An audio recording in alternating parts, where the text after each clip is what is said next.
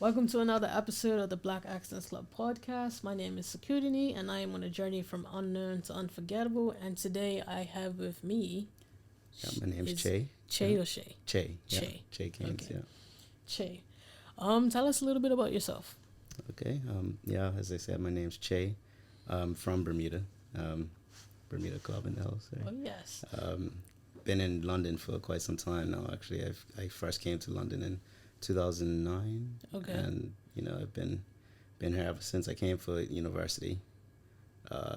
Did a few degrees and just loved it. So I just decided to stay and try and get some experience and figure things out. Okay. I've just been here ever since. All right. Yeah. So, and you're an architect. Yeah. You didn't say that, so I'm just making sure they know that. Yeah, no worries. Yeah. So why architecture? Well, I think architecture is it has its own beauty, right? I mean, originally I'm an artist at heart. Like I love art, love anything visual arts, painting, drawing, anything creative, hands-on. But I wanted to find that happy medium between like art, science, and maths, and something that's more stable, something that I can feel comfort in, and something that I actually enjoy. Right. And I felt like architecture is that kind of profession where you can express your creativity through inhabitable spaces. So these are things that will be there long after you've gone. So it's kind of like leaving your mark. And I think the joy in that is seeing people inhabit the space and use the space and also see the challenges and the problems that come out of the spaces that you design as an architect or as a designer. So I think the beauty in that alone was enough for me to have interest in it. Not only that, but I come from a family that is very entrenched into the profession in terms of like contracting or builders or architects or engineers. So yeah. So it's in your blood, basically. Yeah, pretty much. In a sense. All right. So let's talk about a bit of your architect journey. So you got a degree in architecture, I'm assuming. Yeah. What other? Yeah. So I know you said multiple degrees. So what other degrees do you have? So when I first came, I did an art and design course. Okay. I wanted to first really get that experience and kind of get used to the relocation from coming from Bermuda. It's a big jump coming from Bermuda, and I was only 18, I think, when I first came here. Okay. So trying to adjust, I wanted to ease myself into it, and I knew what I was good at. I knew what I enjoyed doing. So I wanted to explore that. So I did art and design in Kingston upon Thames. Okay. And I then went into a bachelor's of architecture, and I did that in central London in a design university or design college called Central St. Martin's. Okay. Really well known for fashion and textiles, and there's also architecture and different courses like graphics and stuff. So very art-based, creative-based campus school. After that, I actually went back to Bermuda. I went back to Bermuda for 2 years, and I went to work in a firm in Bermuda. Okay. And also just to kind of relocate again and shift gears. And I decided to come back to London to do a master's in architecture. Okay. I then finished the master's in architecture, and I've done another course in which you get licensure as an architect in London under London standards, and you can then practice as a architect in London or in Bermuda if need be. Okay. Yeah, so that's pretty much my journey summed up from 2009 to now. Okay, so you are licensed as an architect in Bermuda as well as here, or not necessarily? No, so I'm actually, it's funny we mentioned that because I'm actually waiting to get my license in a few weeks. In Bermuda? So, no, here in London. Here. Okay. So I'm hoping that it all goes well and I can get it, achieve it, and then the next steps forward are limitless. I mean, you can create your own firm, you can partner up, you can stay in different firms that you may be in. There's numerous things that you can do. Okay, so in terms of Bermuda, do you know the process of becoming like a licensed architect in Bermuda? Yeah, so I don't actually. So I was actually having this chat with another architect in Bermuda, Okay. and I was thinking like, what is needed in Bermuda, because I've been away for so long, Right. right? And when I left Bermuda, I was young still. I didn't really know. So I actually don't know that. I don't know if my licensure in London would be applicable in Bermuda. I'm Okay. not sure. But I can practice as an architect. I just don't know if the standards like can What the carry standards over. are. Yeah. Okay. Okay. So, so what have you been doing other than schooling out here in London? Oh, traveling. Traveling. Yeah, I like to move around, explore new places. Been Okay. doing a lot more traveling now that I'm no longer in school, but Okay. I do love to travel. Europe and different quick hops. You know, when It's you're so in much London, easier. it's a lot easier. So I try to take advantage of that, like in the time that I have. Right. Because I don't know if I'm actually gonna be going back to Bermuda as of Okay. yet. I've been thinking about it, but I'm not You're not too 100% sure. sure. Okay. So if I do make that jump, then I want to at least have World travel. yeah, Or at least exactly. half of it. Embrace the cheap travel fees going from London. Yes. Yeah. 'Cause I was looking at what was it? I think I was looking at going to Spain. Yeah. I'm just like, nah, it's not worth it. I've From actually Bermuda. never been to Spain. But looking Like, at it yeah. from here, it's like that's doable. Yeah. So Yeah. it's like, Yeah. yes, I may just go to I Spain. mean, hey, why not, right? Yeah. You go even Paris. You can leave tomorrow morning and spend the day there and come back in the night. Literally, Yeah. just a day and then come Because of back. the day, yeah. It's crazy how that is easy to do. Yeah. What would you say your journey has been from an island boy to a large scale architect working on global projects? A long journey, a journey that's been questionable. You have self doubt. You have failure. You have achievements. Successes. But I think that's all a part, and the joy and the good things about moving forward. It's like not one straight direction. So I feel like coming from Bermuda, and everything being at a certain scale, right? And then moving into this different scale in terms of, the profession, the things we design, even your social life and the way in which you go about, having friends or interacting is completely different. And you have to allow yourself to be open to things that you may be more closed-minded to in Bermuda or in a small community. Yeah. So I think years of being abroad and living abroad has changed my mindset on numerous topics, in a good way. It's good to broaden your horizons in a sense and try and learn. Especially coming from Bermuda. Exactly. Because Yeah, exactly. everyone's so small minded. Exactly. Well, I mean, yeah. Almost everyone. I should almost say everyone. everyone. But majority. Sorry, I couldn't are agree very with that small one. minded. But, Majority. yeah. So and professional wise, like with regard to my career, I've been doing things that are you'll never even be able to see in Bermuda. So it's been a pleasure, and with hard work comes reward. If you keep consistent. So I'm grateful for everything that I've done. I'm grateful for the people who've supported me. Who've been there since I From the first beginning. came and things. And who are still there, and also the people that I meet, like such as yourself. Right. It's great to interact. It's great to meet new people, because it's needed. Networking, socializing, getting to know different things and different people. Yeah. You never know when it might be helpful, or Exactly. you might just make a new friend. So it's good. Yeah. So can you talk about some of the projects that you've done? I can talk about some. Some are tied in confidentiality, obviously. No problem, So that's fine. not everything, but I can state where they are. Okay, so what would you say? Let's talk about one in particular. What would you come up with one?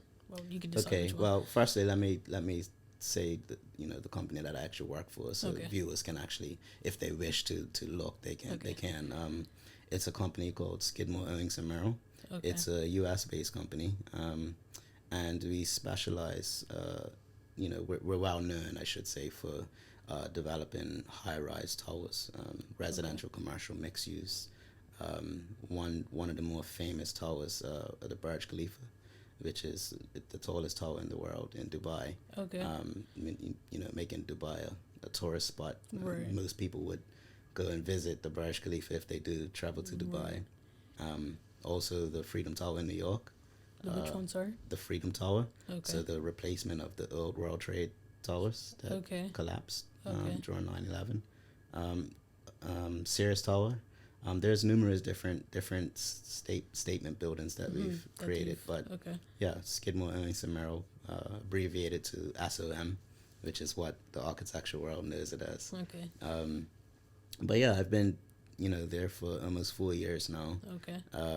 And we've in that 4 years, I've had the pleasure of working on numerous different projects here in London, and also in Asia, in the Middle East, large scale commercial projects, towers, master planning, you name it. Like it's been a lot of different buildings. So, is that why you travel a lot? I don't travel. I don't tend to travel for business. I don't travel to these locations. It's just for leisure, for pleasure. Okay. But we do have a lot of meetings back and forth. We have all the information needed for site visits, and so on and so forth. So, but you live in London, though, I live in London, yeah. So is it more of a, what is it, like a work at home type job, or they have an office here, or how does that work? Yeah, that's a good question, actually. So as you know, the pandemic shifted a lot of the work methods globally. Yeah. During the pandemic, we, like everybody, we were working from home and trying to do things like that, design and have foreign clients and things. Like it's difficult, especially as a designer in the design team. Trying to coordinate and get a design for a building. So I tend to work in early stages of design. So I'm more in the concept stage and development stage rather than technical. So I wouldn't consider myself as more of a technical architect. I'm more of a design architect. And design architects, we essentially design the building, and then it gets passed on and technical. So it's specialized in a way, especially the office structure that we have. So when you say the design aspect, is more of what you see on the outside versus what you see on the inside? Yeah, exactly. So there's architecture can be read in numerous ways, but architecture is more so the look, the appearance of the building. Obviously, you have to take in fact the structure, the main plumbing, mechanical, so on and so forth. But on large scale projects such as this, we have consultancy and numerous different specialists, specialist groups, specialist teams. Numerous different engineers. You have structural engineers, mechanical, electrical. Yeah. So there are a lot of different parties playing. At the beginning stage, you have to develop a design or a design intent for a building, and that gets refined as it gets passed through the different specialists. It comes back to us. It's like a game of football, right? It goes back and forth until we have a result that actually works. Okay. Right? Okay, so I think I'm just trying to understand it a bit more. Yeah. So where do you start? Okay, that's a good question, right? So, let's maybe instead of talking large scale, why don't we talk like a house? Okay. Right, and maybe we can bring it back to Bermuda. Okay, because that I can understand a bit more. A little bit easier, yeah. Because as a child, I was like, I want to be an architect because I like drawing. Yeah. It's like, okay, I like drawing with a ruler. Let me see about this. And then my football coach is actually an architect.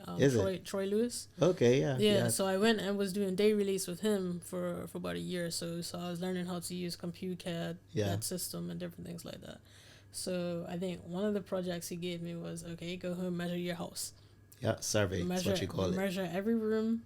and you draw it out, and then you write the measurements, and then when you come back with your measurements, we're gonna put it into the computer, and you're gonna create your layout of your house, basically. Yeah. That's one of the first, if you do architecture, especially in Bermuda or something, that's one of the first lessons you'll learn, how to survey, because being able to survey is the tool to unlock, a new design. So if you have an existing house and you want to add on a kitchen, or you want to add on another bedroom or 2 bedrooms, you have to have an existing survey of the existing condition of the house, right?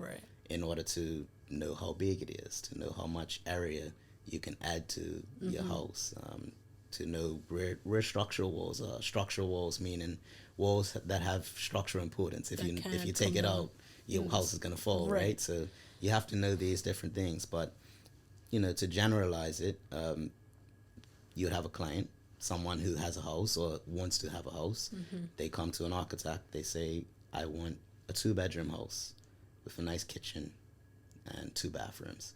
They'll come to the architect. The architect would then, formalize the idea. They'll draft a fee. How much would this cost, roughly? How much would it cost? And we would try and get an understanding of what's your budget. Because budget is important when you're building a house. It's one of the most expensive things to do as a individual. You spend a lot of money on a house. So we develop an idea, a design or design intent, like I said.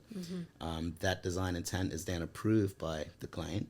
They say, yes, I like it. No, I don't like it. Maybe we can do something different, right? So once that's approved, then it goes into a different stage. You develop it a bit more in a bit more detail.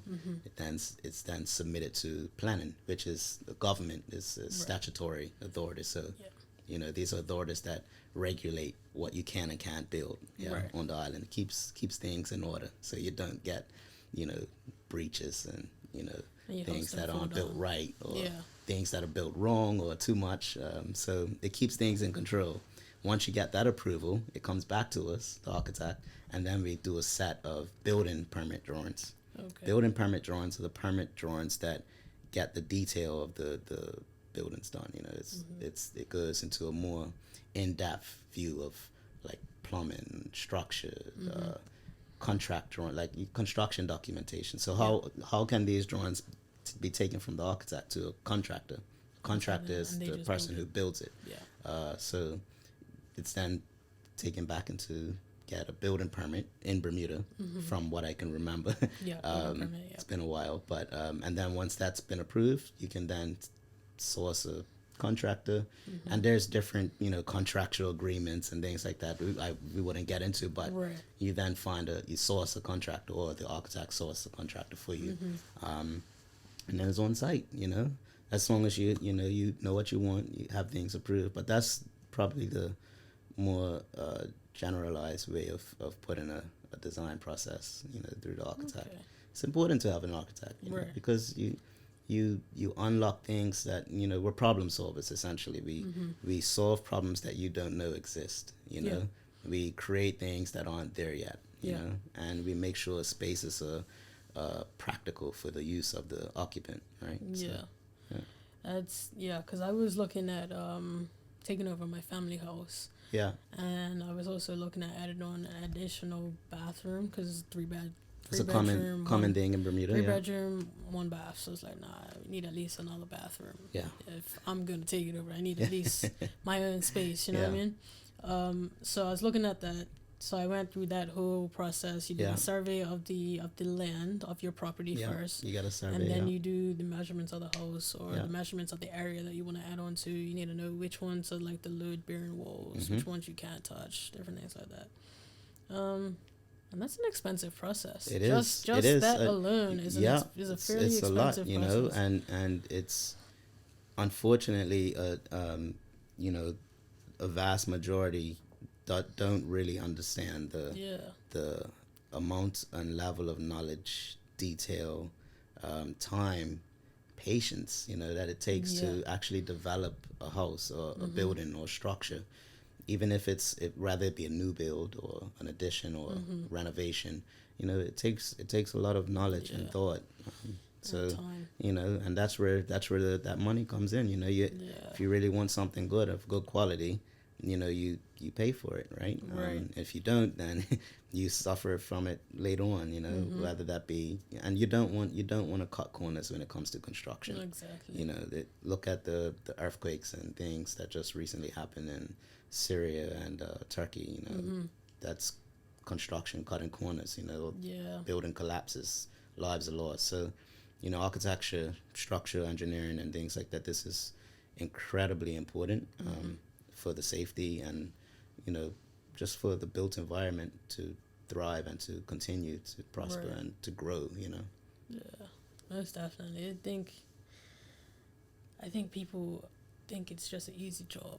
Yeah, Like, or draw me a house. Yeah. That's one that I get a lot. Oh, can you draw me a house, or draw me an idea? And yeah, that's the root intent of an architect. We draw, we create ideas, we problem solve, but they don't understand the backbone to it. There's a lot of different things that need to be thought about just then. Draw me a house, and then when you say, hey, this is what the fee is gonna be, they get confused because they don't understand that. But as an architect, it's your role to always be professional and to kind of break that down and show why is it this much, or what do we have to do to get to that point, Right. So, yeah. So if you can say, I'm someone, I want you to draw me a house. Yeah. What are 3 things that I should come to any architect with? Okay. I would say, if a great client would have an idea in mind first. They would know, or they would have some type of frame set. So like photos, photo, of what they want. Pinterest board, maybe a picture of a house that they've liked for years. It could be even a color that they like. Something that we can kind of grip or take from. Okay. Secondly, budget. Know what you can afford, know what you can't. There's many ways in which you can budget for a project. Don't overspend. Don't expect to get something that's above your means. And I strongly advise that to anybody that's planning to build a house or redevelop or refurbish or anything. Stay within a comfortable mean, because it is costly. Mistakes happen. Things happen that you may not expect. So just keep in consideration that things take time, they take money. And secondly, have patience and understanding with your architect or if your designer. They're trying to give you a product that you can live in or use for a long amount of time. That's gonna take a lot of money, right? So we want to make sure that what we deliver is unique in terms of what it is that you want or how you want to use your space. So yeah, if you come with an open mind, at least a small understanding of budget, and also an idea, and it's our responsibility to take it from there.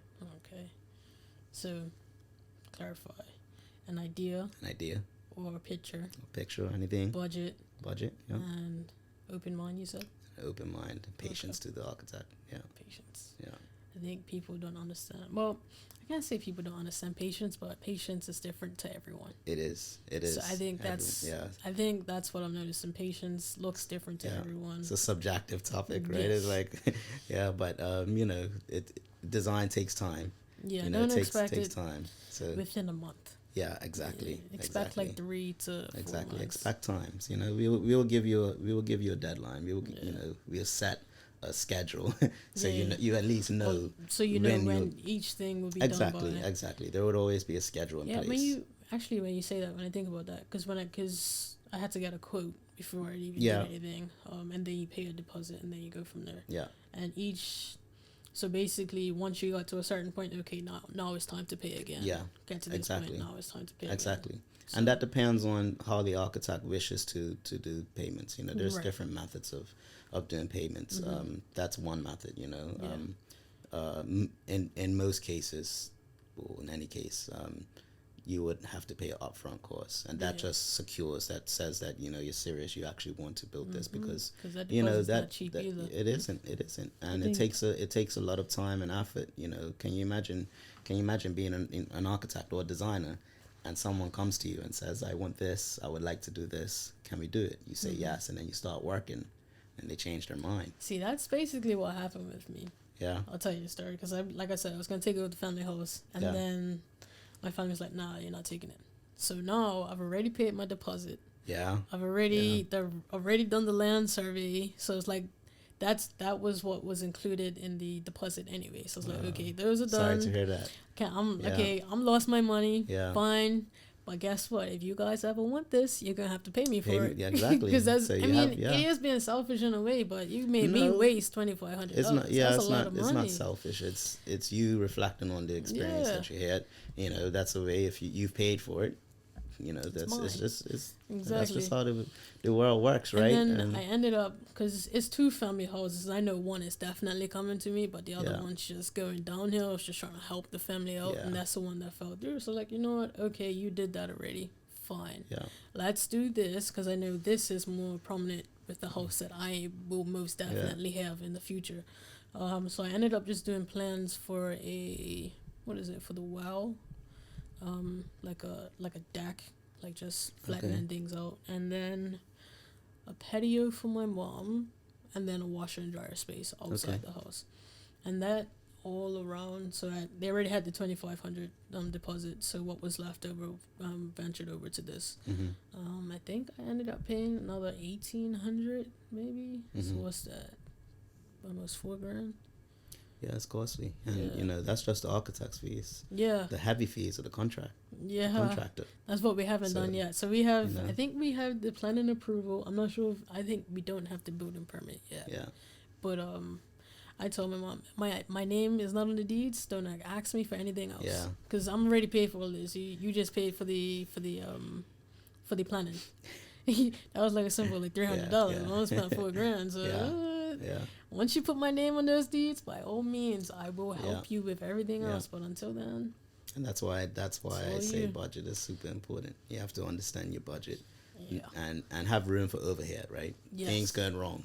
Things go wrong. You know, all the time. It doesn't matter what you do. Doesn't matter what you do. There's numerous things that are even unforeseeable by architects and professionals. So, you know, just we ask that you consider to have overhead, have a buffer, just in case things do go wrong. You know, and it's quite common in Bermuda that families may dispute over land or a house or things like that.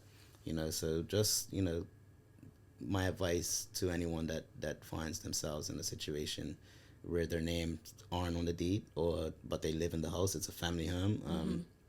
Sit down and talk with the family. Yeah. You know, sign up, draft your own contract, sign it, get them to sign it, Although it's family, it does secure it protects you from, what you had experienced and what many other people experienced. So, just, have that in place before you go. Maybe I should just do that instead, because, this is my contract. Yeah. If you want me to help you pay for this, if they sign this it, is what. Then they're then locking themselves. As a binding contract. So yeah.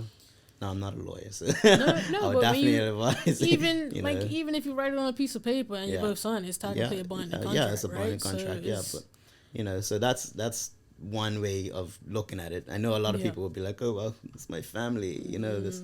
But hey, your family you never will know. Screw you over the hardest than a stranger. You never know. I don't care what anyone says.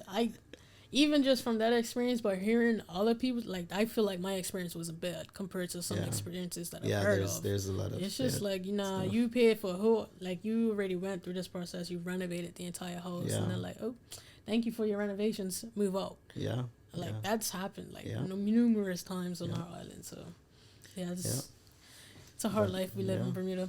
But I'm hoping that when I do return to Bermuda, obviously I specialize in large scale architecture and commercial buildings, and it's a different scale, but my intentions and things to return to Bermuda would be to be forward thinking firstly, and try to see what the potential is in Bermuda, and how can we unlock that potential through architecture, because architecture can act as a catalyst to numerous ventures, tourism, for example. Yeah, most definitely. So there's a lot of buildings that have come down.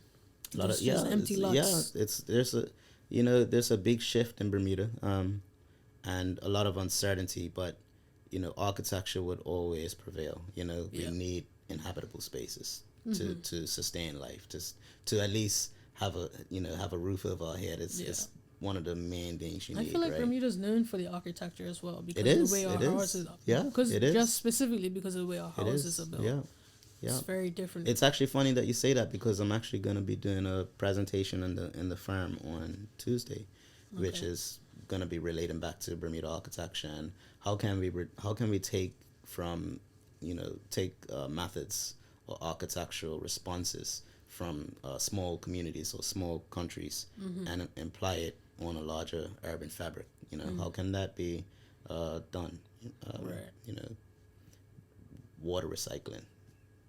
Big thing, Yeah, big thing. It's a big issue everywhere. Exactly. Water scarcity is something that is a big thing. Clean water, on top of that. Clean drinking water. And how does this vary through classes, economical classes? We're not going to go into that rabbit hole, but as an architect, there's numerous things that you have to think about, and with global warming, sustainability and things. It's a very broad topic, but it's very much ingrained in the way in which we think and design. So, Okay. Is there anything that we haven't discussed that you'd like to discuss? That's a good question. I don't know. If there's a good one. If anyone is in Bermuda that is interested in architecture or interested in design or arts or anything like that, I know that it's been kind of pushed to the side. Maths, English, all this is very important, but I feel art and the creative realm is equally as important. We live a life that is vibrated off of art, color, atmosphere, so that all comes out of art, out of creativity. And the wildness of somebody. If you put someone in a concrete box, they're not going to be happy. If you introduce colors and trees and life into that concrete box, their mental state's going to change drastically. Yeah. So it is a very important thing. And I would say that anybody coming from Bermuda or any small country, don't underestimate the power that art or design or the creative holds. And, continue to progress and continue to admire and think forward and try to challenge the norm, right? Right. And think of it, your potential is limitless, right? You're in control of that. So always, no matter where you come from, you have that potential too. I always remind myself I'm the only person holding me back. There's no one holding me back. That's exactly. Besides yourself. Exactly. So. Look at you now. Exactly. This is great. Thank great. you. Yeah. Appreciate it. And I wish you much success. And I hope to have another podcast when you're, large and in charge. Yes, man. I'm gonna get there. You will. In the next 5 years, I will get there. Yeah. Putting that out there. Do you have any questions for me? What made you want to do this? The podcast? Yeah. What made you want to come to London specifically, and why here? What led to this? Okay, London specifically. One of my very first interviews was with Marquise Caines. I'm not sure if you know him. Mm-hmm. But he was getting ready to move to London. He's like, yeah, I'm going to be in London next year. So when your podcast is out, make sure you come see me. Okay. And we can set up. Like, he told me, like, yeah, you can rent out a studio, this, that, and the other. And I have never even thought of that because that's not something that I can do in Bermuda. Mm-hmm. Just rent out a studio, go shoot, and then pack up and leave. So that was something that was brought to my attention. I was like, okay, that sounds like something that I can do. It took me a while to do it, but I'm here now. I'm good. I reached my goal. My goal was to interview a minimum of 8 people to make the trip worthwhile. Yeah. And I achieved that goal. So congrats. I think that's how I got here. And then a lot of Bermudians are out here in the UK as well. Yeah. So trying to speak to some Bermudians, some people that I'm speaking to aren't even from Bermuda. So it's also a networking thing as well. Exactly. It goes back to what I was saying, right? If you push yourself to meet new people, to talk to people, socialize, network, you would unlock things that you may not have thought about before by yourself. So networking and engaging with your audience and people that might be interested in what you're doing would help you excel. So continue to do it. I support you. I'm happy for you. Anybody that is coming from Bermuda and doing their thing, and and actually making a stance to actually excel themselves outside of Bermuda, 100% support you. Because that was always my thing. I think that's what sparked his idea, like, why don't you come to London? Is I was like, yeah, I'm starting in Bermuda, but that's not where I'm ending. Or that's not where I'm limiting myself to, because I see my podcast being a worldwide thing. I intend to travel the world just for my podcast to speak to melanated individuals. That's the ultimate goal, is to just be traveling full time and promoting Black excellence, really. Well, so continue to shine. You're really doing. I'm happy for you. I literally what was I think I posted it somewhere. It's like, this is like my first big step into my future, like, because this is my first time doing it, and this is the first of many. So now you can look back. Exactly. And when you're there, you can look back and realize, they've come a long way. And that's also why I think you mentioned my YouTube before we started recording. That's also why I'm documenting everything on YouTube, because like I said, I'm on a journey from unknown to unforgettable. So I want people to be able to look back. It's a capsule. Yeah. To see where I really started from. You see me in my bedroom. Take my little videos, like, okay, I got my new desk, I got a computer, I got, like, you will see the progression. Some of the largest companies in the world started from a garage. Exactly. So I literally just saw that was it Bezos? Apple. Apple, Amazon, Google, I believe. I literally just saw that film. It's like, wow, I'm just starting from my bedroom. Same thing. Just different genre, so to say. Any other questions for me? I don't think so. No? Okay. Well, actually, how are you finding London so far? Because I hope if you're here, you have to explore, you have to do things. To be honest, I haven't really explored. You should do before you leave. I haven't. Because I've been here before. I came in 2015, but I came specifically for a course. I can't even remember what area it was in, but it was a completely different area from the actual city. So this is my first time being within the city, in a sense. But I think I went to, what is it called? Regent Street? Oxford Street? Oxford? I think I went to the London Eye, and somehow I found myself in that area. So I explored that area. South Bank. I was literally just walking. I was like, okay, I know what direction I need to walk to get towards my hotel. So I'm just gonna keep walking until I find something. That's all you need to know. And that's what I did. So that's basically the bit of exploring I've done. Well, word of advice to you as you continue with your journey, and when you do, because you will eventually travel and do these things, not just in London but globally, explore the places that you visit, right? Maybe take a day or two to actually have time for yourself, and because it also can aid in your progress and your you having an open mind to different things, ways of life, cultures, religions, things like that. So.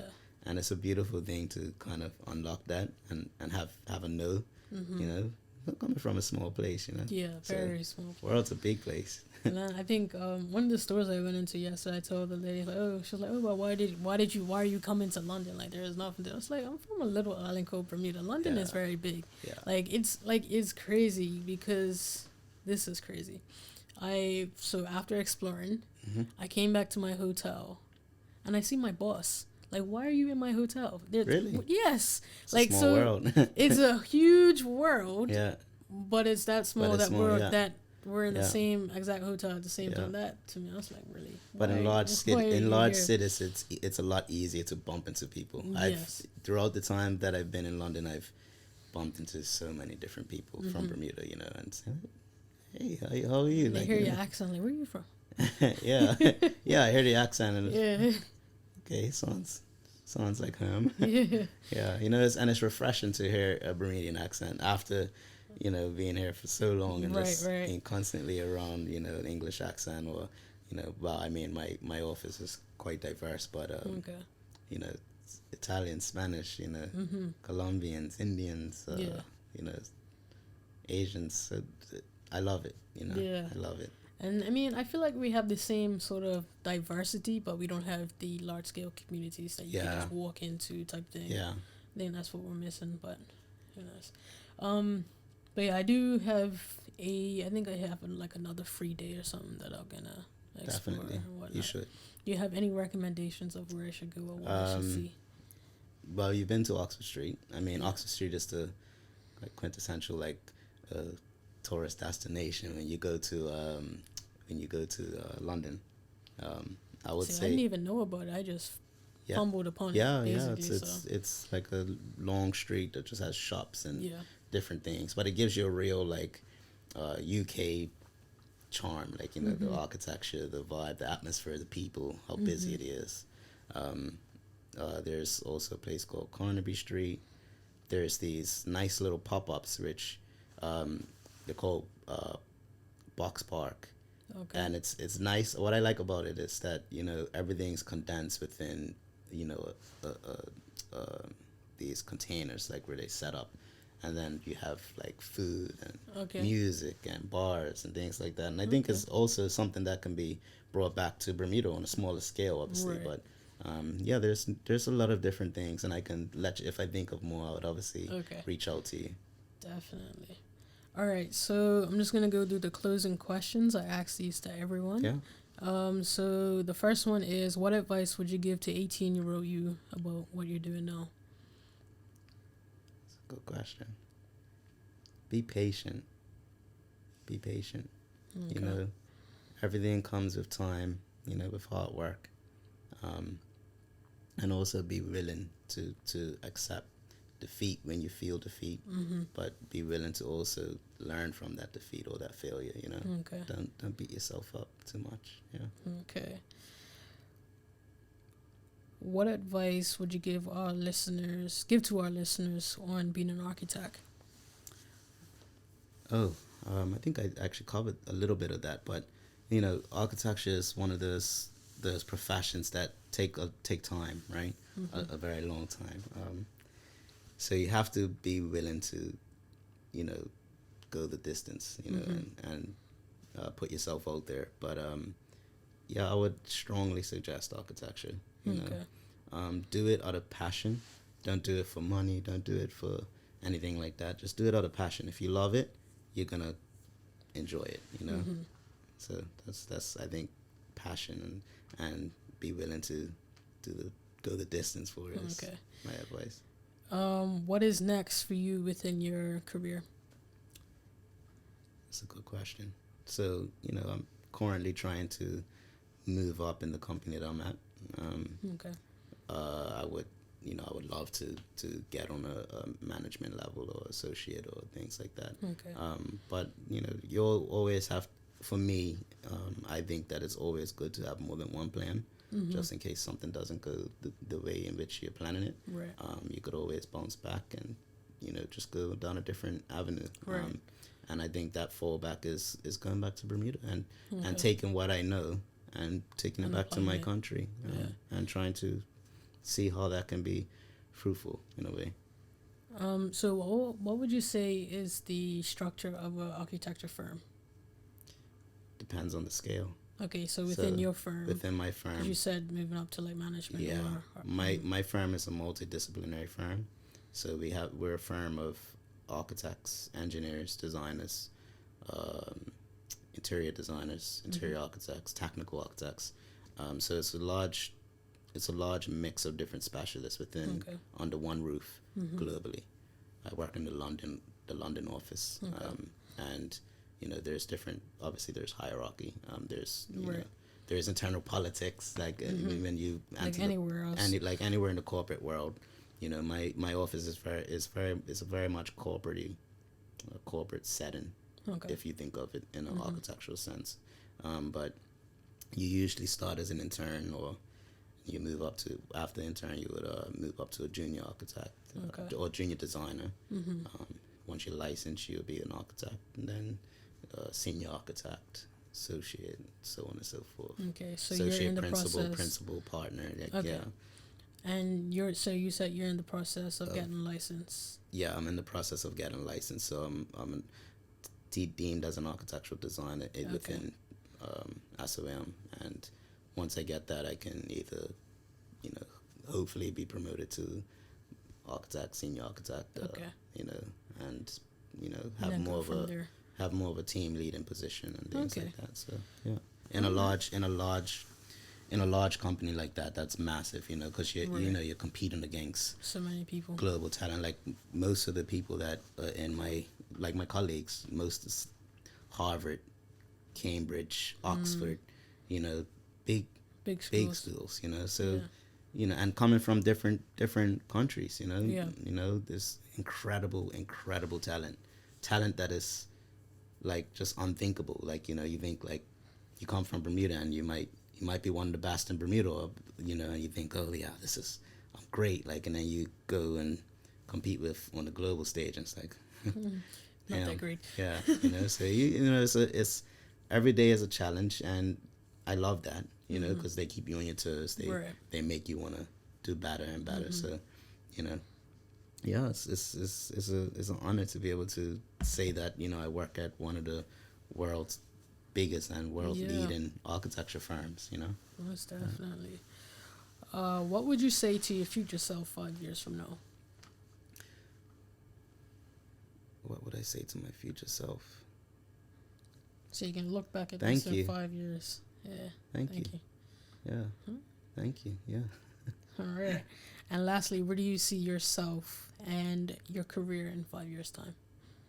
5 years' time, I hope to be in a position where I could either be of a more senior level or earn my own architectural practice that is doing pretty good projects. Okay. Yeah. All right. Yeah. Any questions for me before we close out? Well, not a question, but more of a statement. Continue to do what you're doing. Like just like you love to see Black excellence and just excellence as a whole. I love to see it too. So I'm very happy for you. Thank you. I wish you all the best in your future endeavors. Thank you. I appreciate it. No worries. And where can our listeners find you if they want to reach out? Yeah, you can reach me. Well, you can see me on Instagram. I think that's the only social platform that I have. Okay. And I don't have a site because I work for a firm. So I easy contact on Instagram. My Instagram is Che_Rikai. Okay. So that's CHE_RICKAI. Okay. Yeah. All right. Thank you. No worries. Thank you. Again, Che, for coming through. I'm the host, Security, and I'm on a journey from unknown to unforgettable. And this is another episode of the Black Accents Club podcast. Thank you again for coming through. No worries. Anytime.